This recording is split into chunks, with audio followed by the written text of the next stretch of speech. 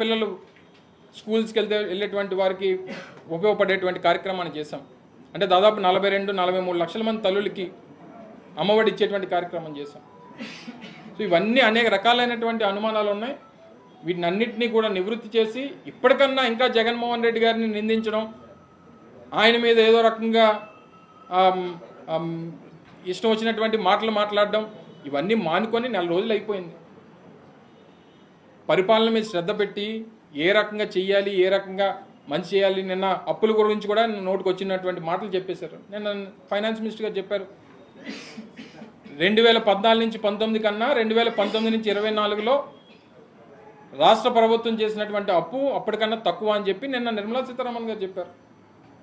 ఇవన్నీ మేమేం మా ప్రభుత్వం నిన్న వారు మాట్లాడుతూ ముఖ్యమంత్రి గారు మాట్లాడుతూ అన్నారు, అమ్మమ్మ ఎన్డీఏలో నేను కీలకంగా ఉన్నాను కానీ దేశంలో 29 రాష్ట్రాలు ఉన్నాయి, అన్నీ మనం చెప్పినట్టు చేస్తారేంటి అని అంటున్నాడు ఆయన. వాళ్ళ దేశంలో అన్ని రాష్ట్రాలు ఉన్నా కేంద్రంలో ఉన్నటువంటి ప్రభుత్వం మీ వల్ల ఉంది కదా, మీ సహకారం వల్ల ఉన్నప్పుడు రాష్ట్రానికి మంచి ఎందుకు జరగకూడదు? సో ఇవన్నీ కూడా అనేక రకాలైనటువంటి అనుమానాలు, అనేక రకాలైనటువంటి ఆందోళనలు ఈరోజు రాష్ట్రంలో రాష్ట్ర ప్రజల్లో కొన్ని ఉన్నాయి. వాటిని నివృత్తి చేయాల్సిందిగా మరొకసారి మీ ద్వారా ప్రభుత్వాన్ని కోరుతా ఉన్నాం. ఇంకా సమయం ఉంది. మీకు అనేక రకాలైనటువంటి అవకాశాలు ప్రజలు ఇచ్చారు. ఇచ్చినటువంటి మాట నిలబెట్టుకోవాల్సిందిగా మీ ద్వారా మరొకసారి కోరుకుంటా ఉన్నాం. మేమెక్కడ ఆందోళన చెందుతున్నాం? ప్రజలు ఆందోళన చెందుతున్నారు అనేటువంటిది అన్న మాకెందుకు ఆందోళన తీరిపోయింది. మాది మా జూన్ 4వ తారీఖున మా ఆందోళన తీరిపోయింది. ఒకటి ఆందోళన ఎందుకు వచ్చిందనంటే గడిచినటువంటి నెల రోజులుగా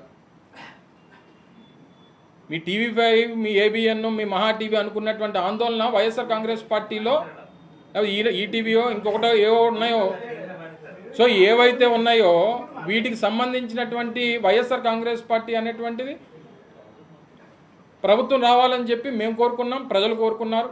సరే మాతో పాటు ఉన్నటువంటి వారు అందరం కోరుకున్నాం, అవ్వలేదు, మా ఆందోళన తీరిపోయింది. తర్వాత ఒక మాట నాది అయిపోయిన తర్వాత మళ్ళీ మీరు అడగ, నేను ఎంతసేపైనా ఉంటా ఖాళీయే. రెండోది 2014 నుంచి 19 తర్వాత కానీ 19 నుంచి 24 తర్వాత ప్రభుత్వాలు అయిపోయినాయి. గడిచినటువంటి నెల రోజులుగా ఉన్నటువంటి పరిస్థితులు చూసిన తర్వాత వైఎస్ఆర్ కాంగ్రెస్ పార్టీ నాయకుల మీద, ఆస్తుల మీద చేసినటువంటి దాడులు, కొంతమందిని హత్య చేసేటువంటి కార్యక్రమాలు, వీటన్నిటితో పాటు సరే మా సంగతి వదిలేయండి, మీరు 4th ఎస్టేట్గా ఉన్నటువంటి ప్రజాస్వామ్యంలో 4th ఎస్టేట్గా ఉన్నటువంటి మీ మీద కూడా దాడులు చేసేటువంటి పరిస్థితి వస్తే